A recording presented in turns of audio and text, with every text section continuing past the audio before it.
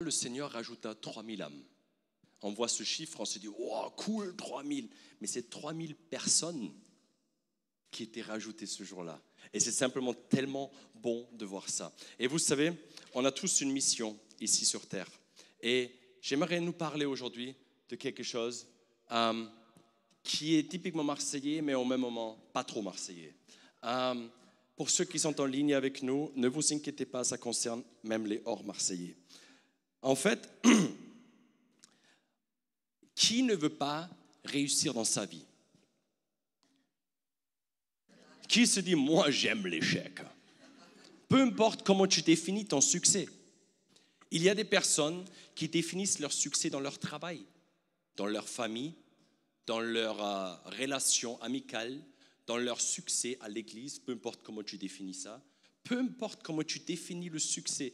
Mais chacun de nous, quelque part, veut réussir quelque chose dans la vie, n'est-ce pas? Personne n'a dit, bon, moi je n'ai rien à faire, je survis, un jour je serai mort et je serai très content. Sauf si tu es vraiment en profonde dépression et tu as perdu l'espoir. Mais à la fin, chacun de nous veut réussir quelque chose. Et je me rappelle, quand j'étais ado, j'ai toujours dit, je vais changer le monde. Je ne sais pas si vous étiez un ado comme ça aussi. Non, ok. Moi, je me rappelle, quand je suis allé à l'école biblique, on était obligé de se présenter. Et c'était une grande école biblique avec une salle de 1200 places. Et moi, j'avais 16 ans. Et moi, je suis arrivé avec un respect énorme parce qu'il y avait tellement du monde. Et je me suis dit, ils connaissent tous déjà la Bible par cœur. Moi, je ne connais rien. J'étais juste touché par Dieu à un camp de jeunes avant. Je me suis dit, c'est tous des experts de la parole, des experts de Dieu, des gros intellectuels. Et moi, je débarque là maintenant et je ne sais rien. Et je les ai vus venir un après l'autre sur l'estrade et on était obligé de se présenter. Déjà là, tu as le trac. Moi, à 16 ans, devant autant de personnes, tu dois te présenter. D'où tu vis, comment tu t'appelles, d'où tu viens et qu'est-ce que tu veux voir avec Dieu dans ta vie. Et moi, j'étais là et je suis monté, je me rappelle toujours ça, je suis monté et je dis bonjour, je m'appelle Simon, je viens du pays promis, l'Autriche, et je vais changer le monde avec mon Dieu. Et là, c'était un gros blanc. Et je me suis dit, tout le monde va dire ouais. Et à la fin de la présentation, il y a certaines personnes qui sont venues me voir, ils ont dit, d'abord on va travailler avec ton caractère. Hein? Mais en fait, ce n'était pas du tout avec une prétention que je suis mieux. Au contraire, j'étais profondément intimidé, mais c'était un rêve réel que j'aimerais que le monde soit changé et que Dieu m'utilise de révolutionner le monde. Sinon, je ne serais pas là. Sinon, je ne serais pas là. Et je ne sais pas si toi, tu as ce genre de rêve aussi, mais Steve Jobs, le fondateur d'Apple, il disait une chose. Il disait, non, attends, non, reviens. Tu peux revenir pour moi? J'arrive déjà pas de changer ça. Non, reviens. Ouais. Seuls ceux qui sont suffisamment fous pour penser qu'ils peuvent changer le monde y arrivent. Voilà. C'est bon dimanche. Voilà, vous avez tout vu. Et en fait, on est tellement de fois bridés dans notre boîte qu'on ne peut rien faire. On n'est rien. On est juste un parmi 8 milliards. En tout cas, voilà. Et je pense que, tu sais, si on saisit que Dieu a donné un appel individuel et divin et surnaturel de chacun de nos vies, on apprécie la vie différemment. Nous, en tant que croyants, on devrait être les plus grands protecteurs de la vie humaine. Pourquoi? Parce qu'on sait que ce n'est pas juste un morceau de viande constitué de cellules et des trucs. On est en fait une créature de Dieu. Et avant la fondation de l'univers, il a dit, je t'ai choisi, je t'ai établi pour un temps comme celui-ci. Donc si tu es là aujourd'hui parce que tu viens chaque dimanche, si tu es là parce que tu viens pour la première fois, sache, tu n'es pas un accident biologique ou une volonté biologique uniquement de la part de tes parents. Tu es là parce que Dieu t'a choisi pour un temps comme celui-ci. Des fois, on se dit, pourquoi je ne suis pas né il y a 20 ans? Pourquoi je naîtrai pas quand tout est fini? Pendant le Covid, il y a plusieurs qui m'ont dit, mais pourquoi maintenant? Pourquoi je ne peux pas vivre quand c'est fini, etc. Dieu t'a établi et choisi pour un temps comme celui-ci. Et il faut juste que je lui fasse confiance qu'il ne fait pas d'erreur. Et il est bon. Et on a tous une mission. Et des fois, à Marseille, on dit, ouais, nous, on est droit au but. Mais si on est honnête dans nos vies, notre vie n'est pas toujours droit au but, mais elle est un peu comme ça quand même. Et j'aimerais regarder avec vous une histoire dans la Bible maintenant. Non. D'un homme qui s'appelle Samson. Et là, tous les bonhommes, ils sont là, ils se disent, ouais. Et tous ceux qui se disent, mince, je ne suis pas si musclé là, euh, restez cool, hein? Ne vous inquiétez pas. Là, c'est un homme qui connaît Samson dans la Bible. Quelques-uns, ok. Pour tous les autres, je vais vous expliquer quelque chose là maintenant. C'était un homme dans l'Ancien Testament que vous pouvez lire son histoire en Juge 13 jusqu'au Juge 15, 16. Et c'était un enfant et un homme plus tard pas tout à fait ordinaire. Et on peut lire que, en fait, en Juge 13, il y a marqué, les Israélites commencent à faire ce qui est mal aux yeux du Seigneur. Et le Seigneur les livre aux Philistins pendant 40 ans. À Sora, il y a un homme du clan de la tribu de Dan. Il s'appelle Manoah. Sa femme n'a pas d'enfant et ne peut pas en avoir. L'ange du Seigneur se montre à la femme de Manoah et lui dit, je sais que tu n'as pas d'enfant parce que tu ne peux pas en avoir. Merci l'ange, je ne savais pas. Pourtant, tu vas être enceinte et tu mettras au monde un fils. À partir de maintenant, tu ne bois plus de vin ni d'autre alcool. Ne mange aucune nourriture impure parce que tu vas être enceinte. Tu vas mettre au monde un fils. On ne lui coupera pas les cheveux. En effet, il sera consacré à Dieu dès avant sa naissance. C'est lui qui commença à délivrer les Israélites du pouvoir des Philistins. La femme rentre chez elle et dit à son mari, un homme de Dieu se présentait à moi, il ressemble à un ange de Dieu. En effet, il était impressionnant à voir. Je ne lui ai pas demandé d'où il venait et il ne m'a pas dit son nom. Il m'a dit, tu vas être enceinte, tu mettras au monde un fils, à partir de maintenant, ne plus de vin ni d'autre alcool, ne mange aucune nourriture impure. En effet, le garçon sera consacré à Dieu dès avant sa naissance et jusqu'à sa mort. Manoah a fait cette prière au Seigneur. Je t'en prie, Seigneur, fais revenir l'homme de Dieu que tu nous as envoyé, qu'il nous apprenne ce que nous devons faire pour le garçon qui va naître. Dieu entend la prière de Manoah. Dieu entend tes prières. L'ange de Dieu se présente une deuxième fois à la femme quand elle est au champ. Son mari n'est pas avec elle. Il revient, mais lui, il n'est pas là. Et lui dit, écoute, l'homme qui est venu me trouver l'autre jour s'est de nouveau montré à moi. Manoah part, il suit sa femme, et il arrive près de l'homme et lui demande, qu'est-ce que tu as parlé à ma femme? Il répond, oui, c'est moi. Est-ce que c'est toi qui as parlé à ma femme? Oui, c'est moi. Manoah continue, eh bien, quand tes paroles se réalisent, est-ce qu'il faudrait faire pour le garçon? Quelles sont les règles à respecter, blablabla. Et ça continue, vous pouvez les lire à la maison quand vous avez du temps cet après-midi.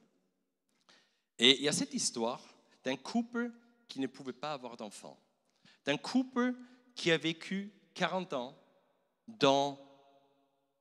en oppression permanente, des Philistins qui étaient des ennemis du peuple d'Israël.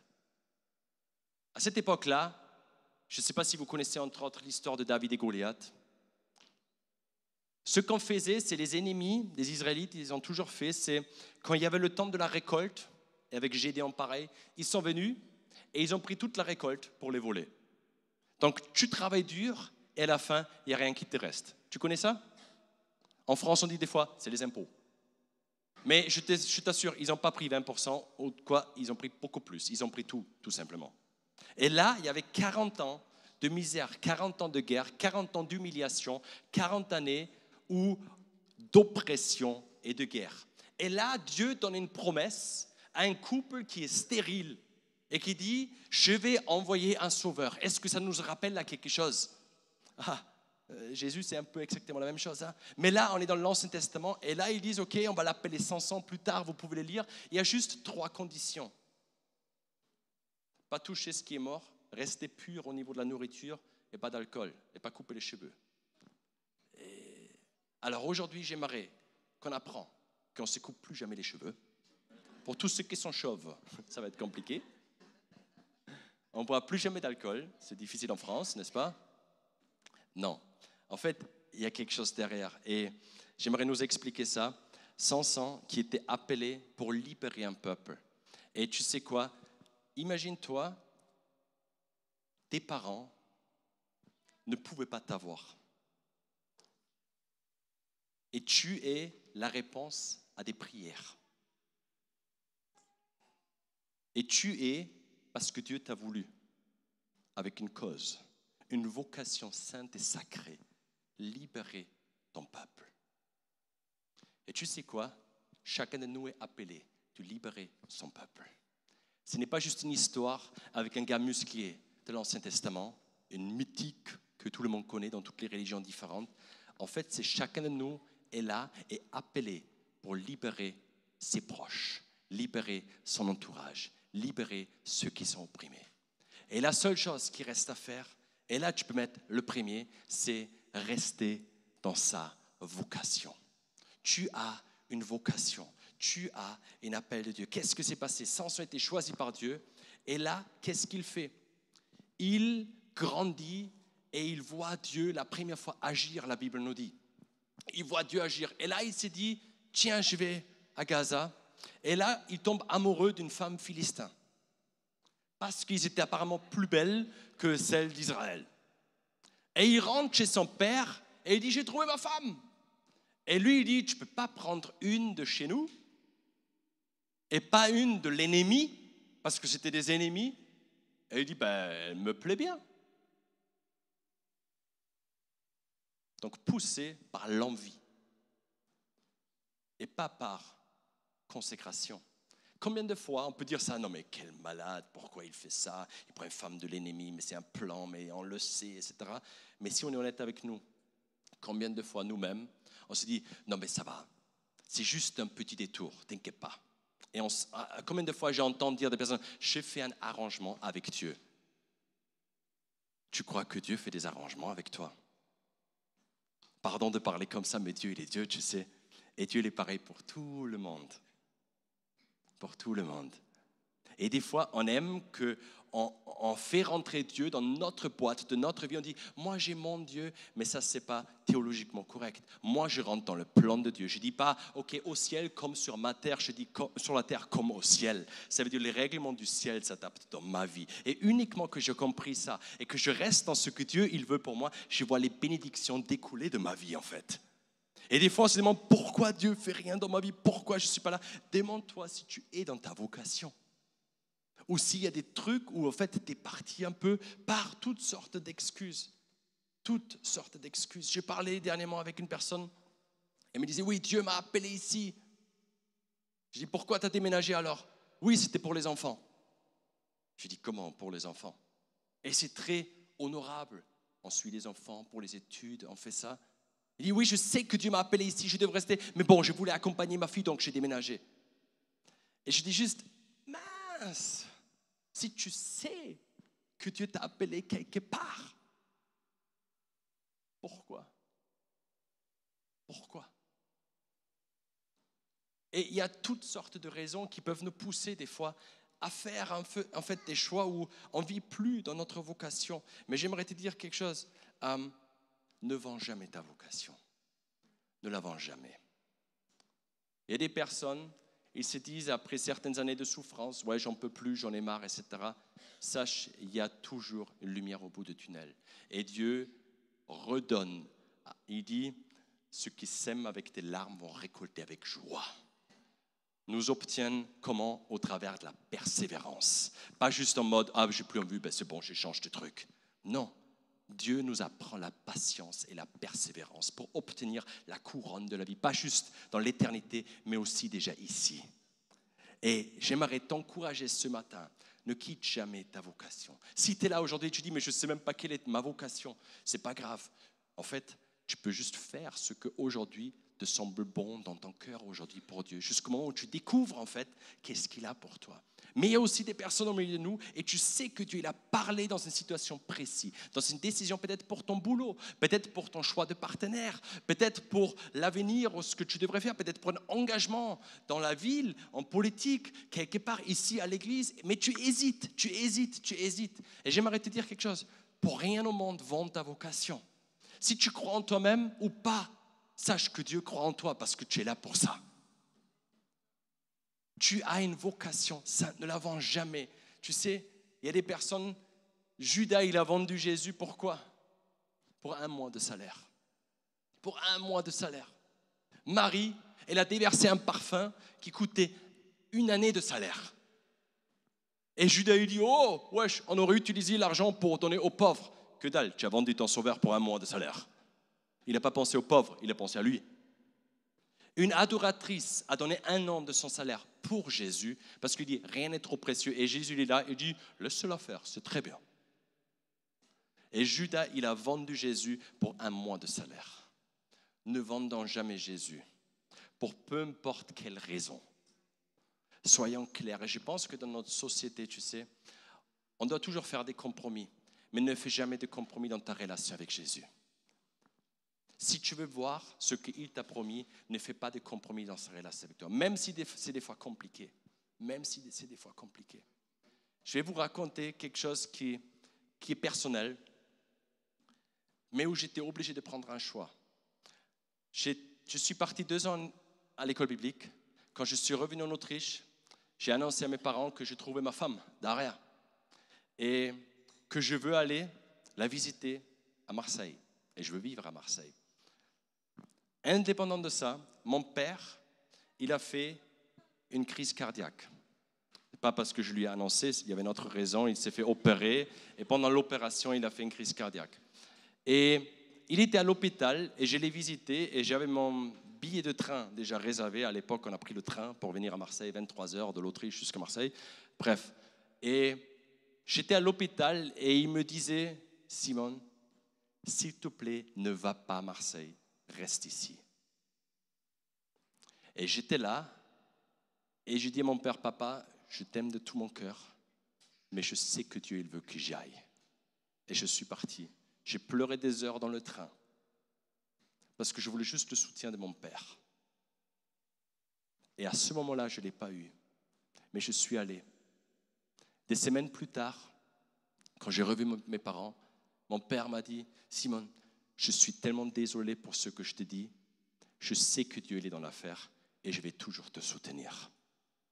Mais tu t'imagines si à ce moment-là, j'aurais écouté plus l'envie de mon père qui est à l'hôpital, qui dit ne le fais pas, que juste ce que je savais que le Saint-Esprit a mis en moi. Mais tout simple, je ne serais pas là aujourd'hui. Et des fois, tu sais, ça peut même venir des personnes proches peut-être. Mais ce qui compte, c'est de faire en fait ce que Dieu t'a mis au fond de tes tripes. Rester dans sa vocation, reste dans ta vocation. Ne la vends pour rien. La deuxième chose que j'aimerais te dire, c'est vivre sans compromis. En Juge 16, verset 1, il y a marqué « Samson part pour Gaza ». Une deuxième fois, il rencontre une prostituée et entre chez elle. Ouais, tout va bien. L'homme de Dieu qui est né pour libérer son peuple, la Bible nous dit, il part à Gaza et il va chez une prostituée. Qu'est-ce que c'est passé? Qu'est-ce que c'est passé? Tu sais quoi? Entre là où il habitait jusqu'à Gaza, il y avait 20 km de pied à faire, à pied. 20 km, c'est à peu près 50 000 pas. Tu sais, il a commis une énorme erreur, mais entre sa situation actuelle et l'erreur, il y avait 50 000 pas. Des fois, on voit des personnes tomber dans l'immoralité sexuelle, dans d'autres choses, peu importe, ou complètement perdues, ou complètement raté le coup, et on se dit « Ah, je ne comprends pas comment ça a pu arriver là d'un coup. » Tu sais, Samson avait 50 000 petits pas, 50 000 compromis, 50 000 décisions pour arriver au point final. Et je pense que chez nous, des fois, on est là et on dit « Oui, mais c'est juste un petit arrangement. C'est rien de grave. »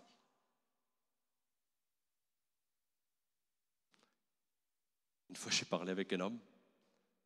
J'ai vu son Instagram et j'ai vu plein de femmes en bikini. Et je dis, oh, tout va bien? Elle était mariée. Et il me disait, non mais c'est rien de grave, j'admire juste la création de Dieu.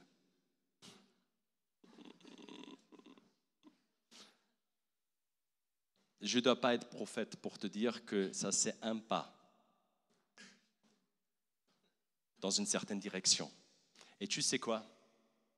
Le péché n'arrive jamais comme ça. Il y a des petits pas qui se font et le diable n'est pas bête. Et j'aimerais t'encourager, ne fais pas des compromis. Samson, il a fait des compromis. Et étape après étape, 50 000 pas l'ont amené vers la perdition complète. Juste un petit ça, juste ça, juste ça. Combien de fois j'entends ce mot? Juste. Papa, juste. Je déteste juste. Le juste n'est jamais juste. Non, ça c'est... Ouais, bon, ça... En fait, il faut que tu comprends, chaque décision que tu prends a une conséquence.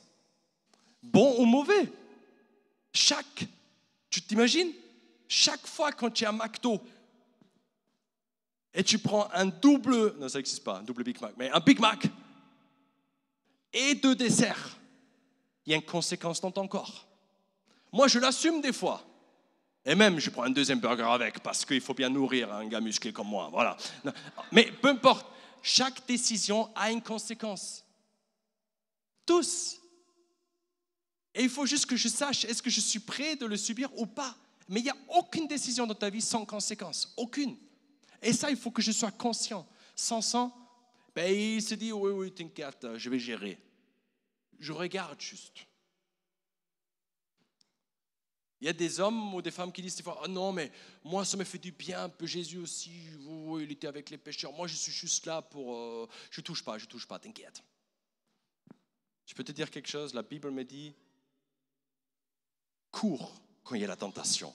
Il n'est pas marqué confronte, regarde un test de force ou quoi que ce soit. Cours, enfuis-toi, ne reste pas.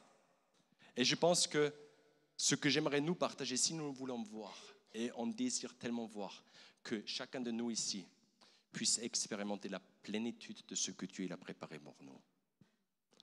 On aimerait voir qu'au travers de toi, il y a des personnes qui sont sauvées pour l'éternité. Qu'au travers de toi, des personnes trouvent une vraie qualité de vie. Qu'au travers de toi, et pas juste les évangélistes et une mission school et des prédicateurs ici, à travers de toi et de moi, il y a des multitudes et du monde qui trouvent Jésus-Christ. C'est ce qu'on veut voir. Mais pour ça, vivons sans compromis. On ne commence pas des compromis. La troisième chose, c'est garder l'onction, conserver l'onction. Veut dire quoi? Il est allé vers cette prostituée qui s'appelle Dalila. Et Dalila, après, il est là et il lui plaît vraiment. Et vous savez, il y avait une règle de ne pas se couper les cheveux. Et là, quand il dort, elle lui coupe les cheveux, elle les vend aux Philistins et il est prisonnier. Et en fait, il faut qu'on veille de notre onction. Conserver veut dire quoi? Je n'ai pas ramené de boîte de conserve, mais chez nous, souvent, quand on parle de conserver, on pense à boîte de conserve. Je la protège.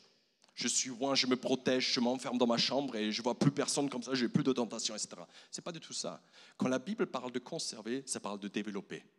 Vous savez, dans le Nouveau Testament, quand Jésus donne cette parabole, qui donne 1 talent, 2 talents, 5 talents, 10 talents à quelqu'un, ce n'est pas celui qui a rendu la même chose qui est béni, c'est celui qui l'a multiplié. La conservation biblique est toujours la multiplication.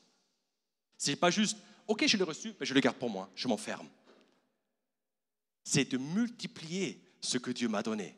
Ça, c'est conserver. Ça veut dire, si tu es fort et Dieu t'a oint avec de parler simplement avec des gens, avec de prier pour des gens et des gens sont guéris, avec l'hospitalité, avec le service, peu importe quels sont tes dons, et tu les gardes juste pour toi, mais en fait, ça va rester juste pour toi. Mais conserver veut dire, je trouve d'autres personnes que je peux former là-dedans, et on va le développer, et d'un coup, il y a une vague entière des personnes qui sont là pour être une bénédiction pour d'autres personnes.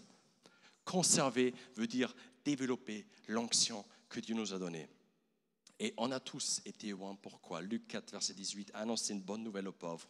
Il m'a envoyé pour guérir ceux qui ont le cœur brisé, pour proclamer aux captifs la délivrance et aux aveugles le recouvrement de la vue, pour envoyer libres les opprimés, pour publier une année de grâce du Seigneur. Si tu ne sais pas exactement quelle est ta vocation, voici une qui est générale pour nous tous.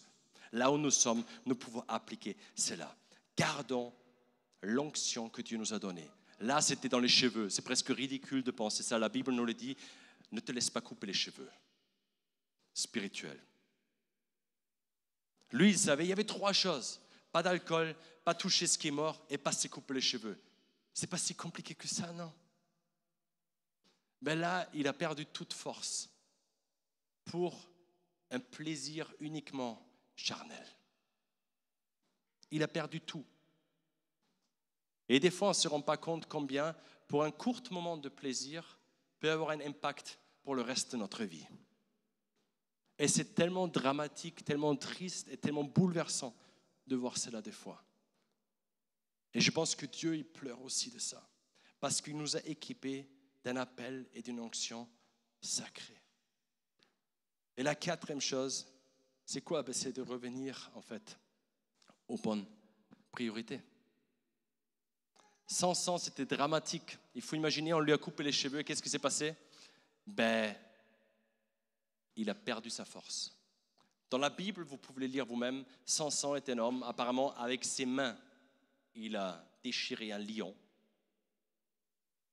J'ai jamais fait ça, moi. Ouais. Il a tué lui-même plus que 1000 Philistins, seul. C'est pire que James Bond, c'est pire que Mission Impossible. C'est un vrai film de Rambo. Je vois vraiment, c'est l'homme que tous les hommes rêvent d'y être, quoi. Seul contre 1000, et il réussit. Et tu te dis juste, c'est une machine de guerre, le gars. Et là, cette machine-là, pour libérer le peuple, il n'a plus de force et il devient vulnérable. Et en plus de ça, ce n'est pas que juste qu'il devient vulnérable comme les autres. Vous savez ce qu'on lui fait? On lui écrase les yeux. Ça veut dire qu'il devient aveugle. Et tu peux t'imaginer, qu'est-ce que ça veut dire pour aujourd'hui? J'ai vu des personnes que quand tu fais des compromis, quand tu vends ta vocation, quand tu commences de vivre dans le péché un peu, tu deviens aveugle à toi-même. Tu ne te rends même plus compte de ce que tu es en train de vivre. De un, tu perds ta force surnaturelle. Et de deux, c'est comme si tu te dis, non mais c'est comme ça, je ne peux rien faire. Je ne vois même plus ma propre réalité. Jusqu'au moment où Dieu nous ouvre nos yeux de nouveau. Et je pense que le péché fait toujours une chose, il rend aveugle. Il rend aveugle.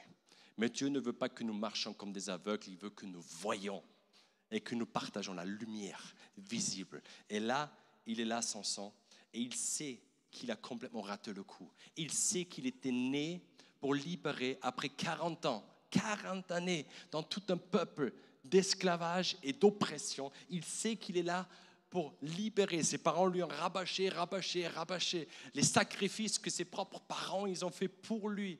Et là maintenant, il sait, il n'est pas bête, qu'en fait, il a complètement raté le coup, mais complètement.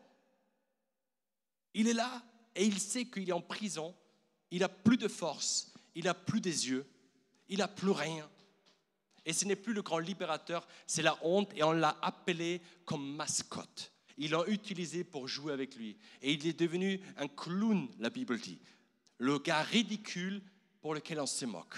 Et tu sais ce qu'est quand nous-mêmes, en fait, on se perd des fois en route, on devient ridicule pour les autres. Et dans cette situation, je ne sais pas si ça t'est déjà arrivé, que tu as raté le coup dans un domaine de ta vie, que tu ne voyais plus clair, que tu étais complètement perché et perdu, et il y a d'autres personnes en plus qui se sont moquées de toi après. Sache une chose, ce n'est jamais trop tard. Tu vas être le prochain. Samson, il fait une prière. Alors Samson prie le Seigneur en disant, Seigneur Dieu, je t'en prie, souviens-toi de moi, donne-moi de la force uniquement cette fois-ci, ô Dieu. Et la Bible dit immédiatement, Dieu lui a donné la force. Immédiatement. Et j'aimerais te dire une chose. Si dans ta vie, tu as raté le coup, ce n'est jamais trop tard. Ce n'est jamais trop tard. Samson, il n'avait plus des yeux, il n'avait plus de cheveux. Mais quand il s'est tourné envers Dieu, Dieu est venu à l'instant. Et quand nous, on se tourne vers Dieu, Dieu, il vient à l'instant, tu sais. Il y a juste une voix qui nous dit dans la tête, non, ça ne sert à rien de te tourner envers Dieu parce que là, il ne t'accepte plus, c'est fini, il n'y a plus rien à faire. Mais j'aimerais te dire quelque chose, ça, c'est les voix de l'ennemi. Ça, c'est les voix de l'ennemi qui ne veut pas que tu te relèves. Le problème, le véritable problème, n'est pas le péché. Le véritable problème, c'est de rester par terre. C'est ça le problème. Tu peux mettre le prochain. En effet, 7 fois le juste homme, mais il se relève. Tu sais, tu peux tomber 6 fois et rester par terre. Et tu restes par terre. Mais le juste se relève. Et il se relève. Et il se relève. Et ça fait toute la différence. Arrête d'être fataliste. De dire non mais c'est fini, c'est mort, etc. C'est jamais fini dès que tu as encore de l'air dans tes poumons. Ce n'est pas fini. Ce n'est pas fini. Ce n'est pas fini. C'est peut-être un combat dans certains domaines de ta vie. Alors je t'encourage de chercher des personnes qui peuvent t'accompagner, qui peuvent t'aider. Mais j'aimerais te dire une chose, ne permets pas d'être fataliste. Dieu est venu pour nous sauver. Pourquoi? Parce que chacun de nous est précieux, chacun de nous est prédestiné par Dieu et chacun de nous a une vocation sainte et chacun de nous est là pour libérer son peuple. Et si tu te retrouves dans la personne de Samson, tu dis « Ah ouais, des fois, je ne suis pas resté dans ma vocation », alors j'aimerais te demander aujourd'hui, peut-être c'est une décision que tu dois prendre ce matin, de dire je reviens parce que je sais que Dieu l'a parlé et je prends une décision aujourd'hui de revenir dans ma vocation. Peut-être tu es là et tu dis oui, moi je fais plein de compromis, mais peut-être te dire aujourd'hui je suis au 28 millième pas ou je suis à 52 000 pas et j'étais déjà 3 fois là-bas, mais aujourd'hui je fais demi-tour et je reviens dans le pays et dans le terrain et dans la tribu que Dieu m'a appelé, où je dois être. Ou peut-être c'est même pire encore et tu te dis mais moi on m'a déjà captivé, je suis complètement lié, je vois même plus clair. J'ai une bonne nouvelle pour toi, nous croyons dans un Dieu qui libère, qui délivre, qui guérit, qui brise toutes les chaînes. Ce n'est pas juste des chansons qu'on chante, c'est une réalité théologique qu'on prêche, qu'on pratique et qu'on croit. C'est jamais trop tard. Et j'aimerais juste maintenant prendre, et attention, si tout va bien, alléluia. Et tu dis, mais moi je ne me trouve pas en Samson. Ben, super. Super. Il y a plein d'autres personnages dans la Bible. Peut-être qu'ils te reflètent mieux. Mais je sais une chose. La grande majorité avec lesquels je parle, avec les gens que je vis, on a des moments de faiblesse, des moments de compromis, des moments de... Et on se relève, et on se relève, et on se relève. Et on ne veut être jamais une église ici où on pointe le doigt sur ce qui ne va pas. On veut se prendre à la main, on veut se corriger, on veut dire « Ah !» On n'est pas en mode « Oui, c'est pas grave, c'est pas grave ». Au contraire, on va toujours appeler péché, les amis, vous savez, toujours. Pourquoi? Parce qu'on craint Dieu. Et je ne fais pas d'arrangement avec Dieu. Jamais. Je ne vais pas faire d'arrangement avec Dieu. Je veux voir son royaume ici sur terre. Je veux voir sa puissance ici sur terre. Je veux voir son intervention surnaturelle ici sur terre. Je veux voir un mouvement de foule ici sur terre. Et ça, c'est uniquement possible quand on reste ensemble dans ce que lui nous a appelé d'être. Complètement différentes, mais complètement unies dans la diversité. Peut-être on peut en prendre juste un moment et on se lève ensemble. Et si tu dis, hey, cette prédication m'a parlé, merci. Et je sais qu'aujourd'hui, je dois prendre une décision. Et je veux prendre une décision. Alors, prenons un moment. Prenons un moment. Ce n'est jamais trop tard. Ce n'est jamais trop tard. Ferme nos yeux. Si tu es là et tu dis, moi j'ai quitté ma vocation, ou moi j'ai fait des compromis, ou moi je suis devenu complètement aveugle. Mais aujourd'hui, je fais une seule prière, Seigneur. Encore une fois, me voici, me voici. Alors je te demande juste de lever tes deux mains et de dire, Seigneur, me voici. Ne m'oublie pas. Ne m'oublie pas. Me voici. Je reviens au cœur. Je reviens à ton cœur. Merci. Merci. Alléluia. Seigneur, je te remercie pour ta présence au milieu de nous. Je te remercie que tu es un Dieu qui sauve, qui libère, qui restaure, qui rappelle ses enfants, Seigneur. Et Seigneur, tu vois chacun de tous ces mains-là maintenant. Et Seigneur, nous voulons être des hommes et des femmes consacrés à ta cause, Seigneur. Aucun prix plus élevé que de te suivre. Seigneur, nous voulons changer le monde pour toi, Seigneur. Nous voulons voir une Europe transformée, Seigneur. Nous voulons voir des vagues de réveil de nouveau, Seigneur. Nous voulons voir, Seigneur, des multitudes de malades guéris de nouveau. Nous voulons voir des personnes trouver de manière surnaturelle la foi qu'on ne peut même pas expliquer, Seigneur. Nous voulons être la réponse pour notre entourage, Seigneur. Seigneur, nous voulons voir ta main surnaturelle dans nos vies et sur nos vies, Seigneur. Et au travers de nos vies, Seigneur. Et on te demande, prends-nous tels que nous sommes, avec nos forces et avec nos défauts, Seigneur. On est ton Église, on est tes enfants, Seigneur. Et la seule chose qu'on désire, Seigneur, c'est que le règne des Philistins est fini. C'est que toute oppression doit partir dans le nom de Jésus. Seigneur, on veut te croire que tu as des beaux plans pour la ville de Marseille, Seigneur. Je veux croire, Seigneur, que tu bâtis ton royaume aujourd'hui en France, Seigneur. Je veux croire que tu n'as pas terminé. Je veux croire que nous allons voir des milliers, des milliers, des milliers, des milliers de personnes sauvées, Seigneur, dans le nom de Jésus, Seigneur. Seigneur, je veux voir que tu accomplis tes promesses au nom de Jésus. Au nom de Jésus, lèvons nos voix ensemble. Et si tu lèves ta main, je te demande juste une chose. Dis ce que tu veux dire à Dieu. Si c'est, Seigneur, je suis désolé, aujourd'hui je reviens, alors dis-lui, comme Samson, il a dit encore une fois, Seigneur, donne-moi de la force. Alors Dieu a répondu, je ne veux pas prier pour toi, je veux que toi tu demandes à Dieu parce que je sais qu'il te parle. Lèvons nos voix ensemble, lèvons nos voix ensemble. Et si tu es à fond dans ton appel, dis juste, Seigneur, je te remercie pour ta fidélité et que toi tu fais ce que tu as prévu de faire. Au nom de Jésus, lèvons nos voix ensemble.